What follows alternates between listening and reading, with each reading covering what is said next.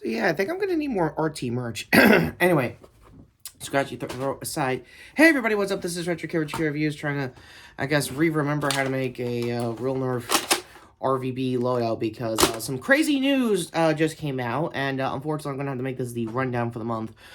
Because as of this recording, the first 3 episodes or whatever will be premiere episodes of Invisible isn't out as of this recording, probably later in the week. By the time you're seeing this, should be out either today on Wednesday or next day on Thursday. So with that being said, let's talk about the biggest news before I get to my overall thoughts with your friendly neighborhood Spider-Man for Disney Plus. Bernie just bought RT back. Wow, holy shit. So my apologies to my advertisers, which I never had, algorithms, which I never cared about, but I'm going to start acting like myself here when it comes to talking about good old RT. So from what I've heard from the Homecoming video, go to that over there, and the press release, go to the links down below as well as also, that Bernie and his now wife, Ashley, yeah, I think. My apologies. I know him and Jeff got remarried over the years, so again, go to the press release regardless. And they're mourning somewhere podcast. They did a short episode basically explaining what is going to be happening going forward. Essentially, if you were waiting at bating breath like me, if every previous talent of RT who now have podcasts of their own, speaking of, I'm actually watching the latest episode of 100% Eat. Go to that as well. None of them are going to come back yet, that I'm aware of. Some might, some won't. Some have actually other projects of their own and other channels they're creating. I believe Haley or somebody else that used to be their marketing team that was in one of the Dead Little Roosters movies. I think she and I think Barb and I think a few others made their own adult version of like a PBS kind of like show for like mental health and stuff, which is actually a really cool idea. I'll try to leave links to that, but down below if I don't already have that in my feed. That being said, it is a very happy return so far online as of the morning of seeing the video, so time can only tell. Ultimately, I feel like Bernie should have been more vocal during the final days of original RT in general, just to do a little more inside baseball of what would have happened if he stayed and what could have happened if certain things changed and stuff like that. But again, I don't think that's going to happen anymore now that he's rebranding and rebuilding RT from scratch. I'm not entirely sure what is going to stay content-wise. Apparently, there's only like a handful of shows he could get. Obviously, RVB was going to be one of them in Red vs. Blue's case. I think Cam might have got saved, and one of his podcasts, and the original RT podcast is still up and running by the time they relaunch right around May of later this year. So they're, again, in Bernie's announcement, I think they're looking for like a summer release of like curating regular content that they used to have for the channel while having new talent come in as time goes on, which understandably makes sense because there was a mass firing last time I covered it last year as far as the news goes. So, that all being said, welcome back, Bernie. We kind of missed you, and where the hell you been? If you've seen his podcast, he'll tell you exactly where he's been all the years and stuff like that when he left the company first time around.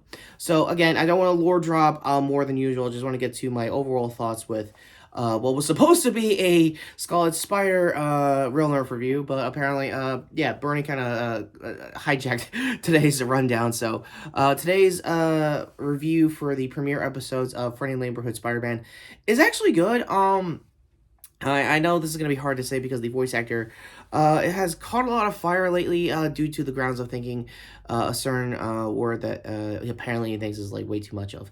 Well, unfortunately to that actor, to Richard, or I forgot the guy's name, IMDb down below. Yeah, Spider-Man is woke as fuck, always been woke as fuck, and you're talking about a guy who lives in Queens.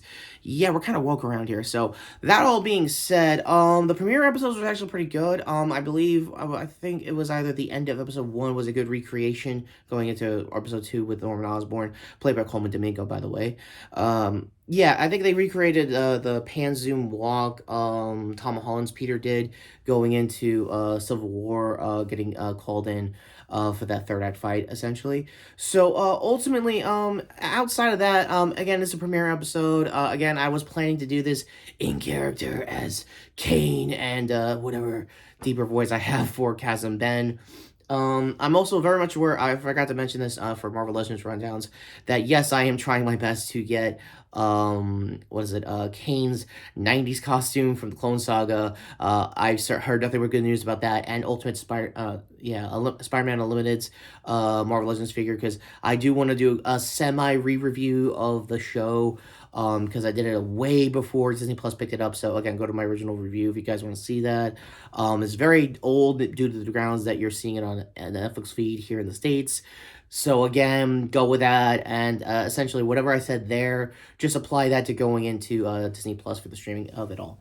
So that's it. No scores yet for the premiere episode. Like I said, it is very fun, very engaging. I think I popped off the hardest at episode 1. Not for what those assholes online think, but honestly, that you got to have an elevated train. I've already headcanoned it being the J train going into Midtown High. And for those who don't remember, when I was doing coverage for the Homecoming movies back in the day, they actually filmed in what would have been my zone high school here in Queens. So again, I'll talk more about that as time goes on for the series finale of it.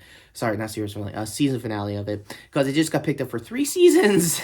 Technically 2. This is their first still, so they got 2 seasons lined up. They're kind of having the same marketing strategy as they did for when X-Men 97 dropped last year. Again, go to my reviews for that.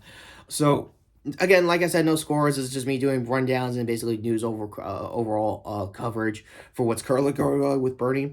Sorry that I'm burping too loud, and with those burps, and trying to figure out if this is an old school Halo 2 shotgun, aside for RVB content.